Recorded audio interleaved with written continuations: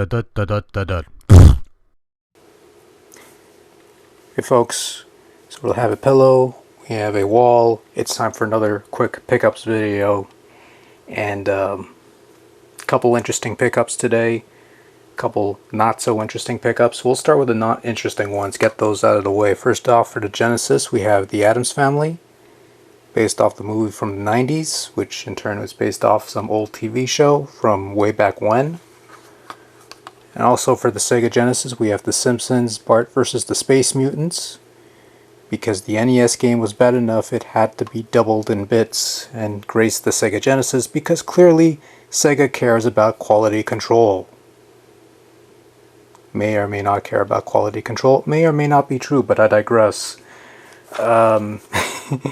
Anyways, next up for the PlayStation 2, and this is one I've been looking for a while, Star Wars Racer Revenge. For some reason, I've always called it Racer's Revenge, because it made more sense grammatically, but it's Racer Revenge, and it's a pod racing game, much like what you'd get in the arcade and the PlayStation and the Dreamcast and N64, and clearly, some would argue the only good part about the Phantom Menace. And I would suggest that if they had a pod racing scene in Attack of the Clones, I probably would have liked that movie better, because there's not a whole lot for me to like about that movie. But that's another story for another time, totally irrelevant of this video. Not that anybody would care, anyways. Next up for the GameCube, this is one I just came across by chance, Killer 7. I've heard some good things about this one, so I'm looking forward to trying that one out, when I have the time. So that's the software side of things. Now the next pickup that I did, the last pickup I did, basically, just to sort of preface this is the Sega Genesis Ultimate Player thing. It is a portable thing that has a bunch of Sega Genesis ROMs on it, about 40 Genesis games. I did a video on this last year, I think. It took me a year to put together, but it eventually went up. So that's pretty much the thing. If you want to know more about this, I made a video. I'll probably link it in the description if I remember to do so. I bring this up because while at the stores, I found a variant of that thing with a slightly different game list. The Sega Genesis Ultimate Portable Player, 80 built-in games, and includes, as you can see from here, Mortal Kombat, Mortal Kombat 2, and Mortal Kombat 3. 3.2-inch display for eye-popping gameplay.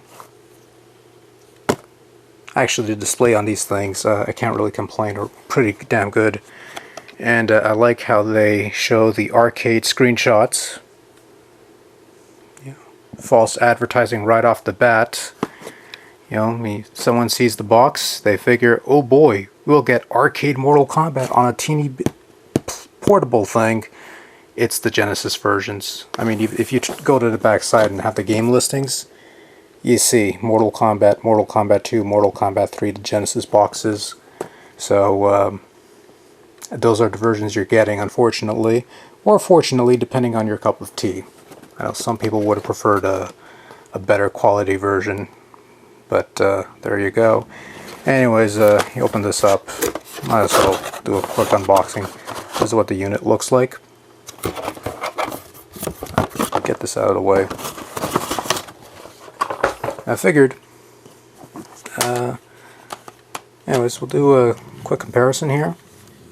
That's the display. As you can probably tell, it's more or less the same thing. Different set of games. Has the annoying sound. Anyways, we're just going back here. Mortal Kombat 1, 2, and 3 in the middle.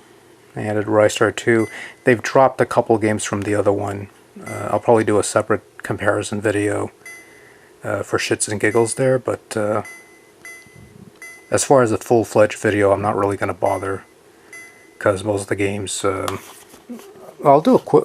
just to show you, the one thing I think they did do an improvement on I think the displays,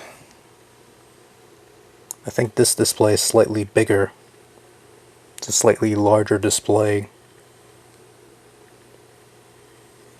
I won't comment on the brightness because the battery life is low on this, because I haven't charged it in a while. I only charged just enough to you know, pull it out for this video, but that's what you're getting. And I might as well get it out of the way. I'm not going to do a full video on this. There's really no point. But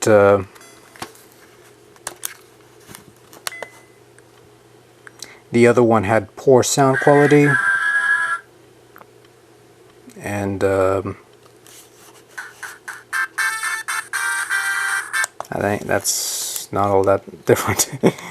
The one thing that they haven't improved on is the sound quality, which has been pretty abysmal, to be honest with you.